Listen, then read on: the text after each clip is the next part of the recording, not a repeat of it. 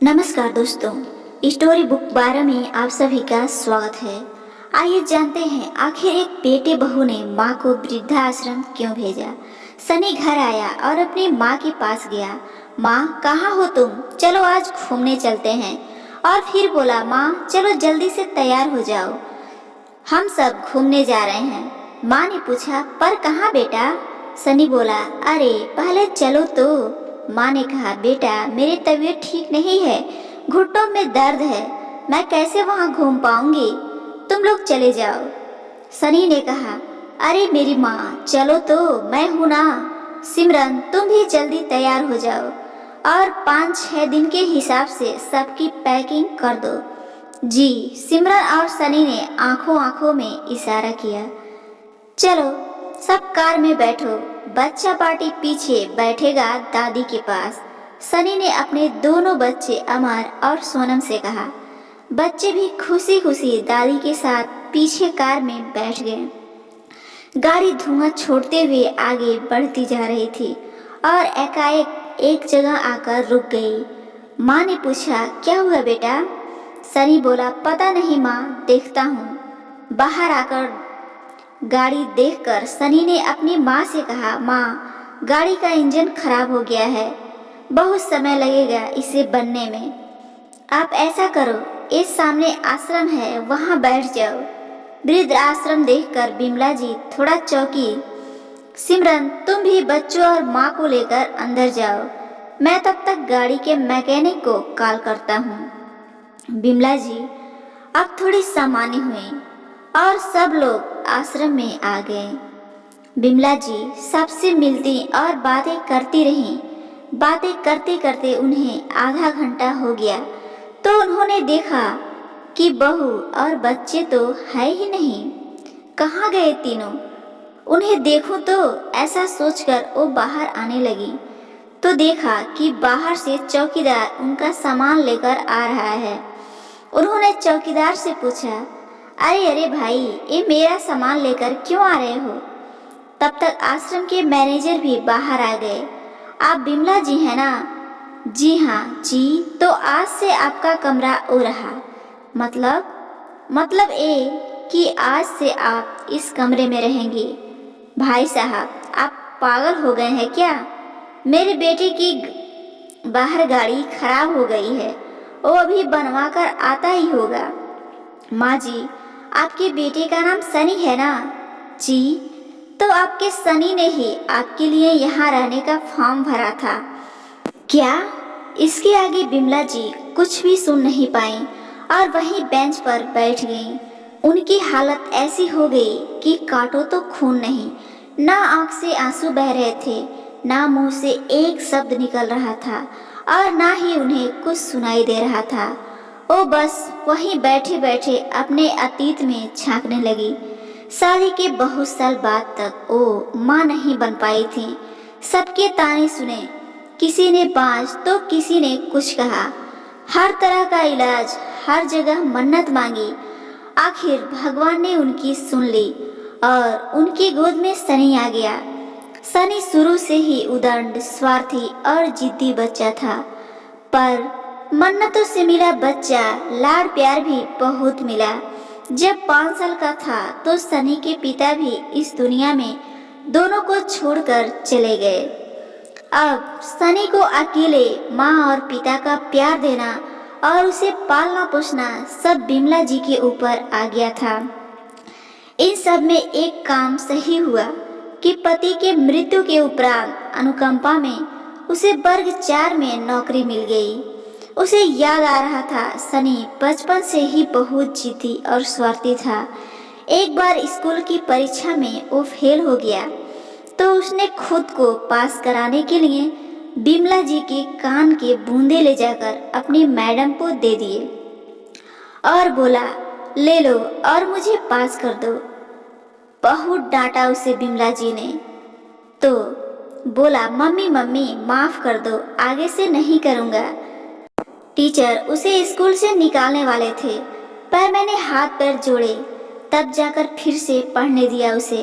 एक बार मेरे सिर में बहुत दर्द कर रहा था तो मैंने सनी से कहा, बेटा एक बाल्टी और घाघर भर देना पाइप से, तो कहने लगा मैं नहीं भरूंगा। बिमला जी ने कहा, बेटा मुझे बहुत दर्द है, भरो नहीं तो पिटाई कर दूंगी। तो सनी ने नंबर डायल कर दिया। पुलिस आ गई घर और उनसे कहने लगा, माँ मुझसे घर के काम कराती है। कितनी शर्मिंदा हुई थी मैं जब पुलिस मुझे खूब खरी खोटी सुना रही थी। उनके जाने के बाद सनी जब माँ को रोते देखा तो बोला, मम्मी मम्मी अब नहीं करूँगा, गलती हो गई, माफ़ कर दो। ऐसे ना जाने कितनी बार उसने गलतियाँ की और हर बार माफ़ी मांगी। बिमला जी भी प्यार से डांट कर, गुस्सा करके, समझाकर उसे बड़ा किया। उसकी किस्मत हमेशा से अच्छी रही। कम मेहनत में भी वो जल्दी सफल हो जाता था। अच्छी जगह नौकरी लगी। मैं खुश हो गई कि वाह, अब मेरे सुख के दिन आएंगे। पर वहाँ भी उसका स्वार्थीपन चालू रहा।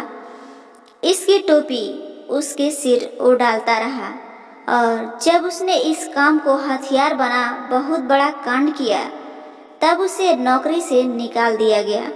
तभी मैंने उसे बहुत डांटा, समझाया, फिर वहीं मम्मी मम्मी माफ़ कर दो, आगे नहीं करूँगा। फिर बिमला जी अपनी जमा पूंजी जोड़ उसे एक दुकान खुलवा दी और मैं दुकान के हिसाब किताब पर ध्यान देने लगी। तो दुकान चल पड़ी। मुझे लगा अब सुधर गया।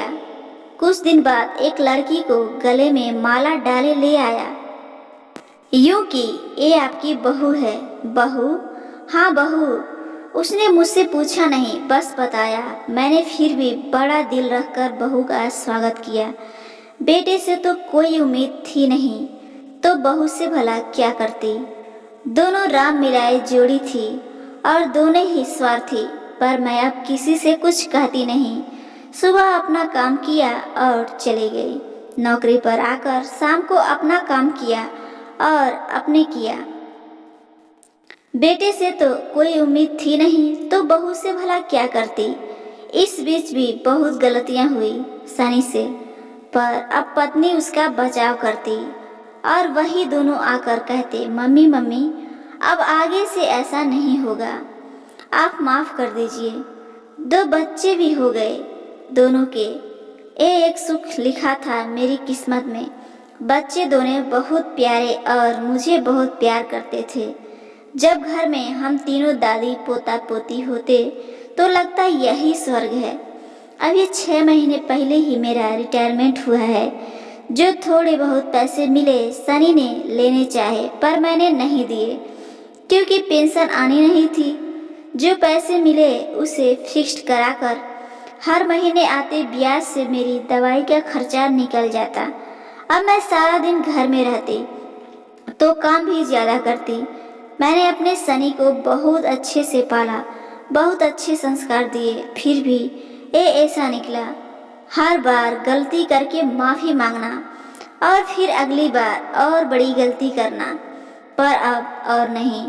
कुछ सोचते हुए बिमला जी वर्तमान में आ गईं और अपनी आंखों से बहते आंसुओं को पोंछा और मैनेजर साहिबा से कहने लगी, सर एक कॉल कर सकती हूँ? जी जी जरूर। हेलो इंस्पेक्टर साहिबा, मुझे एक शिकायत दर्ज करानी है। और कुछ ही देर में पुलिस मोबाइल नंबर को ट्रेस करके सनी और सिमरन को पुलिस स्टेशन ले आई। वहाँ बिमला जी को देखकर दोनों ही हक्के बक्के रह गए। सिमरन को जब पता चला कि बिमला जी ने उनके खिलाफ शिकायत की है तो गुस्से से लाल पीली हो गई और कहने लगी, हमने तो आपको अच्छी जगह भेजा था, पर आप कहीं रहने लायक ही नहीं। बिमला जी ने कहा, कहीं और क्यों, मैं अपने घर में रहूंगी। तो सिमरन हंसते हुए बोली, कौन सा आपका घर? वो घर अब मेरे नाम है। बिमला जी गुस्से में पुलिस इंस्पेक्टर से बोली, मेरी दर्ज शिकायत में धोखाधड़ी और बेईमानी का केस भी दर्ज होना चाहिए। हर धारा जो लगनी चाहिए वो लगाइए। इन दोनों पर बिमला जी का ये रूप देखकर मगरमच्छ की तरह सनी रोने लगा। माफ़ कर दो, अगली बार से गलती नहीं होगी, बस अब अगली बार की जरूरत नहीं पड़ेगी। सनी बोला, अगर आप हमें ऐसे यहाँ जेल में बंद करवा देंगी तो आपके पोते पोती का क्या हाल होगा? उन्हें कौन पालेगा? बेटा, कुछ बच्चों की गलतियों की सजा उनके माँ बाप को भुगतनी पड़ती है। जैसे मैंने भोगी, वैसे ही कुछ माता पिता की गलतियों की सजा उनके बच्चों को भोगनी होती है। ओ, तुम्हारे बच्चे भोगेंगे। ऐसा कहकर पीछे से आ रही उन दोनों के रोने की आवाज़ को अनसुना कर वो पुलिस स्टेशन से बाहर निकल आए। बाहर आके देखा तो उनको दोनों पोते और पोती उन्हें देखकर भागकर उनसे गले लग गए। उन्होंने भी उन दोनों को गले लगा लिया और दोनों एक एक हाथ पकड़कर उनके कदम से कदम मिला वो आगे बढ़ने लगे। उन्होंने निश्चय किया था कि इस बार वो किसी को माफ़ नहीं करेंगी। दोस्तों, क्या हमें अपने माँ के साथ ऐसा धोखा करना चाहिए? जो माँ हमेशा अपने बच्चों की गलती को माफ़ कर देती है। कमेंट बॉक्स में अपनी राय को जरूर बताएं और ऐसे ही कहानियाँ रोजाना सुनने के लिए इस चैनल को जरूर सब्सक्राइब करें। धन्यवाद।